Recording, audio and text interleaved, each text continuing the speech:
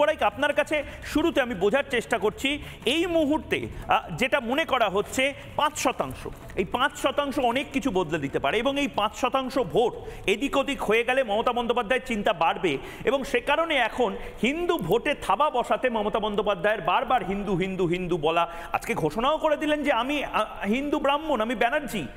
কেন, যদি একটু ভাগে ভাগে বলেন।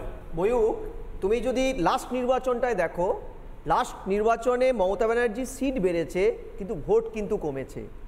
এই যে 89, 82, 84 যারা 0.2%, 0.4% থেকে 2% হয়ে আজকে হঠাৎ করে রাজ্যের 38% ভোটারের মন জয় করে নিল, হয়তো তারা সংখ্যার দিক থেকে দ্বিতীয় পজিশনে এবং যোজন দূরে শাসক দলের, সেটা কিন্তু একটা বড় দিক মমতা ব্যানার্জির কাছে। প্রথম। দ্বিতীয়, 11 সালের পর থেকে মমতা ব্যানার্জি যে কায়দায় রাজ্যটাকে মৌলবাদী আশ্রয়স্থলে পরিণত করেছে গ্র্যাজুয়ালি, সেখানে তার একটা ভরসার জায়গা ছিল যে হিন্দু বাঙালিরা, ওপার থেকে মার খেয়ে আসা বাঙালিরা, এই যে ময়ূকদের পূর্বপুরুষরা বা আমার পূর্বপুরুষরা যারা মার খেয়ে এসছে, তারা একটা লালিপপ ধরিয়ে দেওয়া হয়েছে তাদেরকে, তথাকথিত সেকুলারের লালিপপ, তারা এই লালিপপ থেকে বেরোতে পারবে না।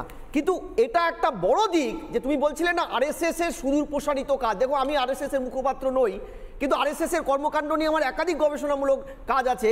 আমি তোমায় বলি যে তারা যখন 2001 সালে এখানে মাত্র 1000টা আরএসএস এর স্কুল ছিল, আজকে 2020 সালে আমরা দেখলাম 3300টা, এবং এ রাজ্যের 38,000 গ্রাম পঞ্চায়েতে তারা যে বিভিন্ন স্কুল, যেটা সরস্বতী শিশু মন্দির, একল বিদ্যালয়, কিংবা আদিবাসী, আমাদের ওদিকে আদিবাসী এলাকায় বনবাসী কল্যাণ আশ্রম, এগুলো চালু করে যে জনকল্যাণমূলক ব্যাপ্তিটা করছে। আমি বলছি জনকল্যাণমূলক ব্যাপ্তি, নাহলে অনেকেই বলবে ওরাও তো মজ ধুলাই করছে খারিজি মাদ্রাসার মতো। না, এই যে জনকল্যাণমূলক ব্যাপ্তিটা বোঝানো এই মানুষগুলোকে। দেখো, এই যে অংশটুক পড়ে আছে, যেই হিন্দুদের সংখ্যাগরিষ্ঠ এই ভারতবর্ষ ছিল বলেই বার্ষি, যাদের মূল দেশ হারিয়ে গেছে, ভারতবর্ষে তারা বেঁচে পড়তে আছে।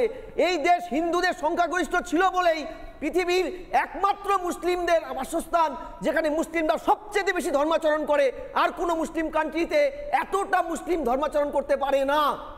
এই সেই হিন্দু সংখ্যাগরিষ্ঠ ভারতবর্ষ, যেখানে আমরা সংখ্যাগরিষ্ঠ হয়েছি বলেই আমরা এমন একটা এনভায়রনমেন্ট তৈরি করতে পেরেছি যেখানে কিন্তু বেঁচে পড়তে ইহুদিরা হিটলারের হাতে নিহত হলেও ভারতবর্ষে কিন্তু ইহুদিদের যারা ছিল বা আছেন তাদের উপরে কোনো আঁচ আসেনি।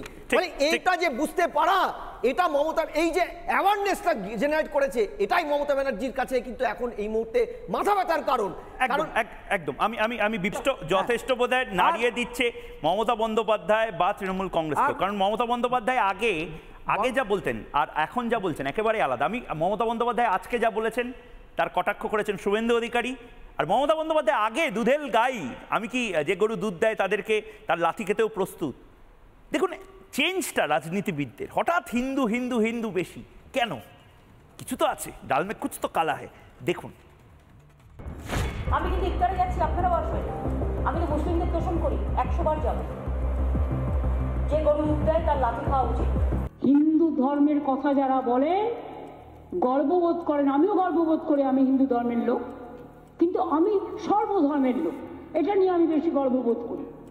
কিন্তু আপনারা আমাকে বলুন, আমার বাড়িতে রোজই পুজো হয়, আমি 3 বার করে পুজো করি। সুতরাং পুজো পার্বণ আমাকে শিখিয়ে লাভ নেই। আমিও কিন্তু ব্রাহ্মণ পরিবারের মেয়ে। আপনাকে আজকে বলছি, আমি যে বাড়িটায় থাকি ভোরবেলা থেকে, মানে ছোটবেলা থেকে, সেই বাড়িটায় মন্দির, একটা শিব মন্দির, সেই দেওয়ালে যেখানে আমি মাথা রেখে ঘুমাই। কাজে তোমাদের কারো কিছু করবার ক্ষমতা আমাকে নেই। আজকে আপনার বক্তব্য একটু অন্যরকম ছিল। আপনি কত বড় হিন্দু, কত বড় রাষ্ট্রবাদী, আপনি মুসলিম নয়, আপনি মুসলিম লীগ নয়, আপনি তোষণ করেন না, আপনি মৌলবাদ করেন না, আপনি এসব আপনি চেষ্টা করেছেন। জন্টু বড়াইক, একদম শেষ বক্তা হিসেবে আপনার কাছে যাব, কি হলো বলুন তো? মমতা বন্দ্যোপাধ্যায় হঠাৎ করে এই ড্রিফট বা এই শিফটটা কেন করছেন? না, এই প্যারাডাইম শিফটটা, এটা শিফট নয়, প্যারাডাইম শিফটটার কারণ হচ্ছে যে 5%-এর ফান্ডাটা। এটা কি?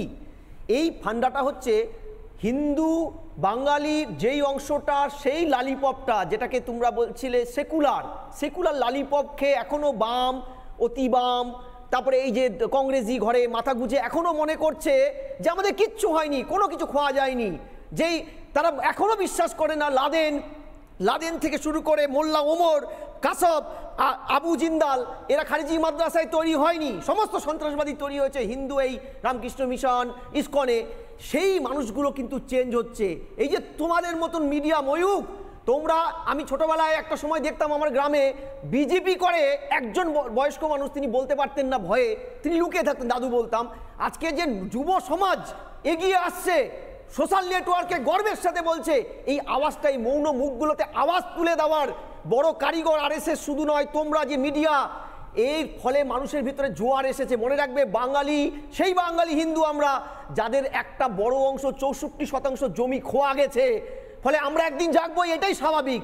এই জায়গাটা এত তাড়াতাড়ি এবং এই স্পেসটা যেটা দিয়েছে, থ্যাঙ্কস এই বাম, অতি বাম এবং আজকের এই দুধেল গাইদের সেবনকারী তৃণমূল কংগ্রেস। আমি তো মিনমিনে মিডিয়ার বিরুদ্ধে এই লড়াইটা লড়ে যাব, কিন্তু ভালো লাগছে যেটা, আমার সময় শেষ, যে মহাকুম্ভ থেকে আমি দেখতে পাচ্ছি, আমি সাধারণত দেখি যে যারা ব্লগার, যারা ফুড ব্লগার, যারা ইনস্টাগ্রামার বা যারা ছোট ছোট ভিডিও বানান, তাদেরকে অনেকে এই যারা সেকুলার তারা একটু ছোট চোখে দেখে, এরা তো বেশি কিছু জানে না। এরাই আসলে জানে দেশটা কি করে চলছে, এবং এদের মধ্যে যে পরিমাণ মহাকুম্ভ নিয়ে ভিডিও বানানোর হিড়িক পড়েছে, যেভাবে দুর্গাপুজো বা প্রত্যেকটি উৎসব তা নিয়ে, সনাতনী সম্প্রদায় নিয়ে উদযাপনের হিড়িক পড়েছে, এটা বোধহয় একটা সিম্বল, এটা বোধহয় একটা ইঙ্গিত যে আসলে লড়াইটা এবার তৃণমূল বনাম বিজেপি বা বাম বনাম সিপিএম এদের বিরুদ্ধে হবে না, লড়াইটা হবে হিন্দু বনাম হিন্দু বিদ্বেষী, যারা মনে করছে বাবর ভালো, মোগলরা ভালো, আর শিবাজি খারাপ, ছত্রপতি শিবাজি খারাপ, সম্ভাজিরাও খারাপ, তাদের বনাম যারা মনে করছে অরঙ্গজেব ভালো, তাদের। দেখা যাক না লড়াইটা কতদিন চলে, কিন্তু মিনমিনে নয়, চোখে চোখ রেখে এই লড়াইটা আমরাও লড়ে যাব। ছোট্ট বিরতির পর ফিরে আসছি আমি ময়ূক, সঙ্গে থাকুন।